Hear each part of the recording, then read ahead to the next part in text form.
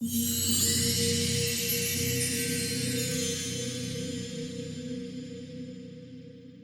know that feeling when you finally get something that you've been desperately wanting, the job, the relationship, or some particular recognition, and when you finally get it, for a moment you feel this rush or excitement and happiness. But then almost immediately there's this empty feeling inside you, like you thought that this would finally make you happy and complete, but it didn't. Maybe you're already looking ahead to the next goal in your mind, the next level, the next thing that will fill that void. Or maybe you're sitting there confused, thinking that I thought that this would make me happy, but why do I still feel restless? That confusion, restlessness, and endless craving, that's exactly what Rahu energy is. And in today's day and age, Rahu's influence is huge. So you have got to learn how to harness Rahu's energy the right way. By the end of this video, you'll have a clear understanding of what Rahu really is, the traps of Rahu we fall into, and what Rahu actually wants you to master. So let's start. Welcome back to Path of Radiance. On this channel, we don't just talk about astrology as a tool to predict the future. Instead, we use it to understand ourselves more better. So if you're here to live a more intentional life, you're in the right place. So what exactly is Rahu? In Vedic astrology, Rahu is known as the north node of the moon. So it's not a real planet, it's a shadow planet that represents desire, obsession, illusion, and that deep craving for more and more. How do you know if you have a strong Rahu influence in your chart? So if you have Rahu in Taurus or Gemini or Aquarius, you can have a strong Rahu. Or if you have Rahu in one of the Kendra houses, the 1, 4, 7, 10, or if it is in conjunction with any strong planet, or if Rahu is Vargotama in your chart. But even if you don't have any of those placements, you can always see it just in your life and in your personality. If you have a lot of Rahu qualities, that means you do have a strong Rahu influence in your life. What is Rahu energy? Rahu energy is futuristic thinking, ambition, and there's a magnetic pull towards wanting to jump ahead of where you actually are.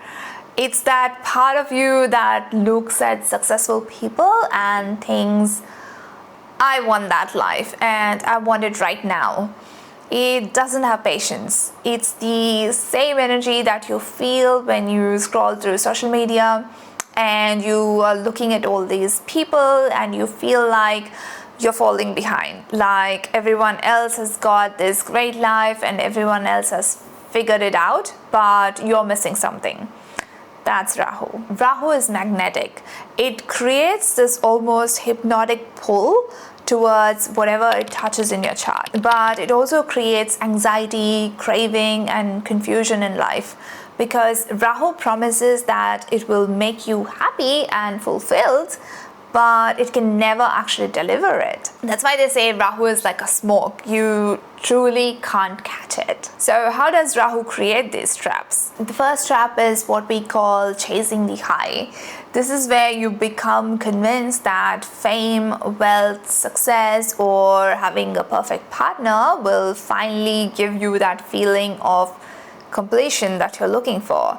But most of you might have realized by now that even when you get these things, the satisfaction doesn't last. There's always another level, another goal, another achievement that promises to bring you the happiness that you're looking for. Second trap is the comparison loop. Constantly comparing yourself to others and feeling like you're falling behind. That's Rahu creating the illusion that what other people are displaying on their outside life is better than what you actually have in your life. The third trap is the future living trap. This is where you're constantly planning, fantasizing, or visualizing your ideal life, but never feeling fully present and happy with the one you actually have right now. Because Rahu represents the future, Rahu makes you feel that future is more real and more important than the present moment. And then there is spiritual bypassing, using astrology, manifestation techniques, or other spiritual practices to avoid doing the real emotional work.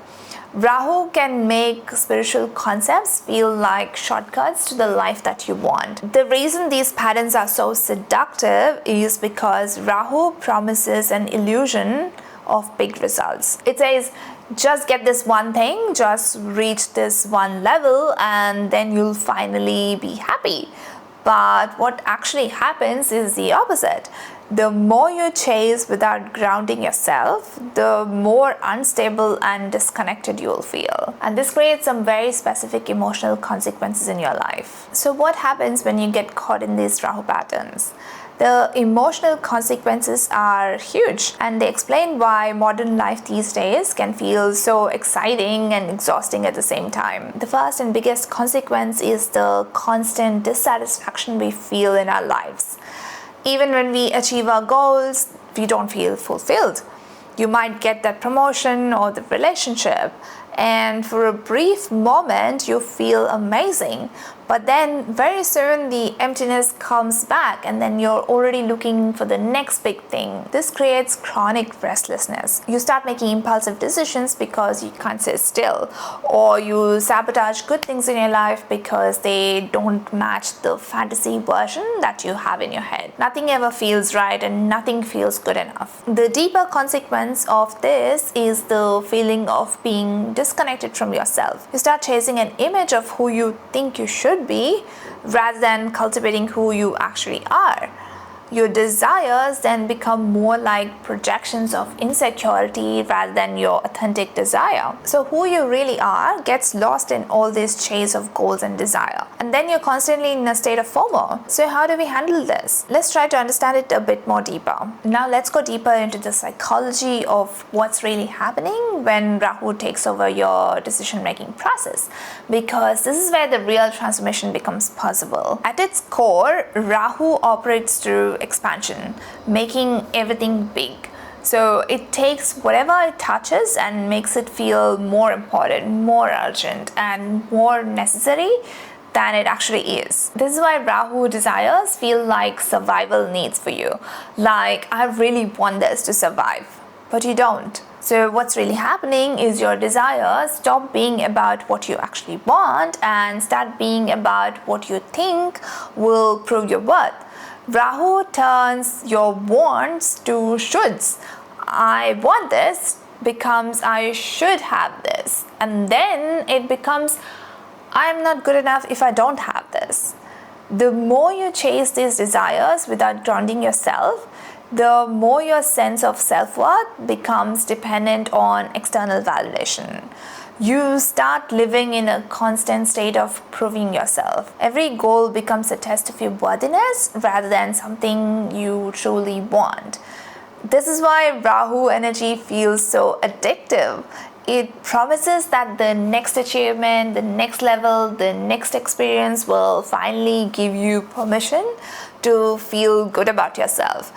But since your worth was never actually dependent on these things to begin with, when you get those things, you don't feel that satisfaction. The good thing is that once you understand this, you can start to work with Rahu consciously rather than being unconsciously driven by it. Instead of being a victim of endless craving, you can use Rahu's forward moving energy to actually create the life you want. There's no need to fear Rahu. Rahu is here to evolve you. Rahu can actually be a good thing in your life. I know it's hard to digest when you are maybe in a Rahu Dasha or you're drowning in illusion. But once you peel back that illusion, there are 3 key lessons Rahu is pushing you towards. Rahu doesn't ask you to stop desiring. That's not the point. Desire is Rahu's nature, and there's nothing wrong with desire. What Rahu is teaching you is to see through the illusion and ask yourself, is this desire mine or is it just a projection? Think about it. How many times have you wanted something in your life just because you saw someone else have it? How many times have you chased a goal because the society told that it's valuable? The real growth comes from learning to pause before jumping into new desires. Before you invest your energy in your desires, ask yourself, Will this nourish me long term? Here's a perfect example. So, wanting to go viral on social media versus building real impact. Going viral feeds our ego, but having real impact really makes us fulfilled over the long term. Once you develop this level of discernment, you won't be fighting with Rahu energy anymore. You'll be working with it. Rahu pulls us into the mind, fantasizing, comparing, or staying in the future. It's like being stuck in an endless mental loop where you're always somewhere else but never here. The real growth comes from being rooted in your body, in the now, in the present moment. When you return to your senses and feel what's real, Rahu loses its power over you. So instead of obsessing over that dream job or a dream vacation, you are grounded in the now and building the version of you which can actually receive it. Instead of scrolling through other people's highlight reels, you can put your phone down and see what's good in your life today. You know, Rahu inflates everything, so Rahu inflates your ego as well. It makes you chase identity, fame, validation, and status. It says that if I can just become this version of myself, then I'll be worthy. But Rahu's ultimate lesson is to burn through that illusion and help you uncover your true essence. When you choose purpose over status, you're not trying to convince anyone of anything. You're just being who you are, doing what you're here to do. So Rahu is actually then like a mirror. It shows you who you think you are, so you can actually discover who you really are. In my next video, I'll give you 5 simple effective remedies or lifestyle changes that you can make to improve your Rahu. So whether you are near Rahu Mahadasha or dealing with the heavy Rahu transit, or just even if you just have a strong Rahu placement in your chart, these tools can actually help you stay centered during Rahu cycles. I'll link it here when it's ready.